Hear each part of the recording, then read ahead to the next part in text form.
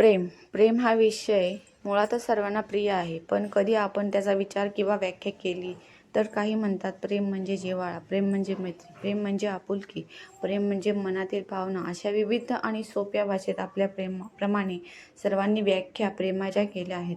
प्रेम हे कधी मित्र, नातेवाईक, प्राणी, पक्षी इत्यादी जीवन सोबतच होत असते, पण तितकंच खरं आहे प्रेमाला सोबती हवाच असतो, त्याशिवाय ते पूर्णही होत नाही.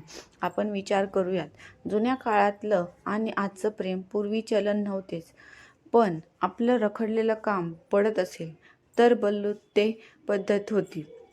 त्या देवाणघेवाणीतून लोकांची आपुलकी वाढत गेली आणि सुताराचे लाकडावर प्रेम, शेतकऱ्याचा निसर्गावर, लोखंडाचे लोहारावर प्रेम, अशा प्रकारे माणसांवर प्रेम करत गेली आणि खरी रक्ताचं नातं निर्माण करून प्रेमाची सुरुवात झाली असावी, असे मी मानतो. प्रेमाची भावना जागृत झाल्यानंतर लोकांना आपल्या कामात प्रेम दिसू लागले. पण आजच्या युगात जर पाहिले तर एका तरुणीने एका तरुणाशी नकळत आकर्षण निर्माण होऊन तेच पुढं मैत्रीपर्यंत जाऊन प्रेमात गुंतून जातात. प्रेमाचे काही पैलू आहेत. प्रेम हे एका व्यक्तीपुरतं मर्यादित नसतं. दोन जीव एकत्र येऊन विचारांची देवाणघेवाण झाली, चांगली झाली आणि घट्ट मैत्री झाली तर नकळत एकमेकांशी प्रेम वाढते. आपणही तो प्रेम केल्याने प्रेम वाढते. आणि खरं आहे, महात्मा ज्योतिबा फुले यांचे शिक्षणावर प्रेम होतं. शाहू महाराजांचं व शिवाजी महाराजांचं यांचं प्रजेवर प्रेम होतं. बाबासाहेब आंबेडकर यांचं त्यांच्या पुस्तकांवर प्रेम होतं. अशा महामानवांनी जर का आपल्या कार्यावर कधीच प्रेम केलं नसतं तर कदाचित आजचे चित्र वेगळेच असतं. प्रेम हे एकदाच होतं, ते कुठं बाजारात, बस स्टँडवर, शहरात, गावात विकत मिळतच नाही. ही एक भावना आहे. त्यासाठी आपली भावनाही जागृत असली पाहिजे. प्रत्येक श्वासामध्ये, प्रत्येक कणामध्ये, प्रत्येक सुगंधामध्ये प्रेम हे दिसून येतं. फक्त फरक इतका असतो, काही माणसं प्रेम हे नेहमीच लपवत असतात आणि काही माणसं ते खुलेआमपणे सांगत असतात. आपण कधीच विचार करत नाही की आपली आई सर्वांनाच प्रिय आहे, पण बाबा का नाही? फरक इतकाच असतो. आई ही प्रेम दाखवते आणि बाबा कितीही दुःख, कितीही सुख असले तरीही त्यांच्या डोळ्यात नाही. आपल्यासाठी प्रेम असतं आणि ते कधीच दाखवत नाही. त्यामुळे सगळेच आईला गुरु म्हणतात आणि म्हणतात, स्वामी तिन्ही जगाचा आई विना भिकारी. ही ओवी एकदम खरी आहे, परंतु आपल्या आईविषयी जेवढं प्रेम आहे तेवढं बाबाविषयी जर आपण दाखवत नसेल तर तुमच्या प्रेम हे व्यर्थ आहे. आणि प्रेम हे नेहमीच समतोल पाहिजे. पण काही व्यक्ती प्रेम व्यक्त करतात व काही करू शकत नाही. याचा अर्थ दुसरा होत नाही की प्रेम व्यक्त करणारी व्यक्ती आपल्यावर जास्त प्रेम करते व प्रेम व्यक्त न करणारी व्यक्ती कमी प्रेम करते. ते अवलंबून असेल तुमच्या विश्वासावर. जर का तुमचा एकमेकांवर विश्वास नसेल तर ते प्रेम हे काहीच कामाचे नाही. ज्या पद्धतीने शिवाजी महाराजांचा आपल्या मावळ्यांवर विश्वास होता, तशाच पद्धतीचा विश्वास तुम्हाला निर्माण करावाच लागेल. त्याच पद्धतीनं विश्वास जिंकून मन जिंकल्यावर प्रेमाची नाती ही जास्त वाढते. या संपूर्ण विश्वात जितके विद्वान पुरुष होऊन गेले असेल, त्या सर्व विद्वान लोकांनी कोणत्या ना कोणत्या कार्यावर प्रेम करून आपलं नाव अजरामर केलं आहे.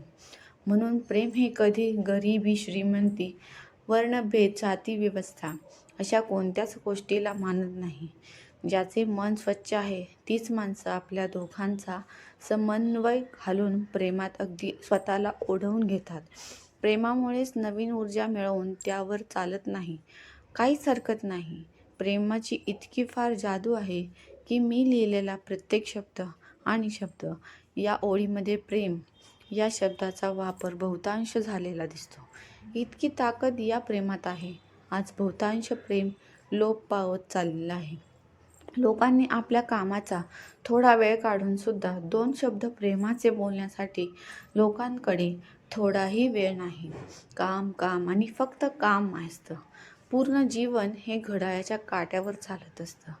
घरात सर्व असतात. आई वडील, भाऊ बहीण सगळे कामाला निघून जातात आणि एका वेळचं जेवणही सुद्धा सोबत करत नाही. पण आपण माणसं कामामध्ये गुंग झालो आहोत. प्रेमाचे 2 शब्द बोलण्यासाठी आपल्याकडे कधीच वेळ नसतो. आजचा चित्र खूप वाईट आहे. आपले स्वतःचे आई वडील यांना रस्त्यावरून सोडून देतात. मुलंही आरामात आपल्या मुलाबाळांसह राहतात. पण त्यांना कधीही त्यांच्या आईवडिलांची आठवण येत नाही. कुठं गेले हे प्रेम? गाडगे महाराज आपल्या कीर्तनातून नेहमी सांगायचे, कधी येशील रे मोहना, पाहण्या भारत आमचा पुन्हा. आजचे चित्र वेगळेच आहे. तू येऊच नको मोहना, प्रेमाचे 2 शब्द निघणार नाही पुन्हा. असं चित्र या संपूर्ण विश्वामध्ये सध्या चालू आहे. 2 प्रेमाचे शब्द हे एकमेकांना विसरू शकत नाही.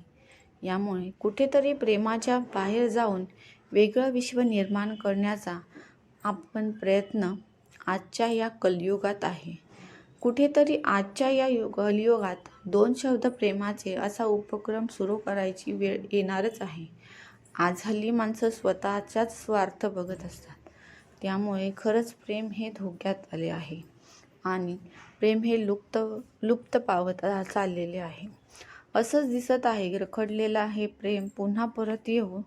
आमच्या माणसांना एकमेकांबद्दल आदर लवकरात लवकर येऊन प्रेमाचे 2 शब्द असा उपक्रम चालू करता लोक प्रेमाने एकत्र येऊ, अशा त्या देवांच्या चरणी आपण सर्व प्रेमाने प्रार्थना करूया आणि लोकांवर सदैव प्रेम करूया. मित्रांनो, तुम्हाला ही कथा आवडली असेल तर चॅनलला लाईक आणि सबस्क्राईब नक्की करा. धन्यवाद.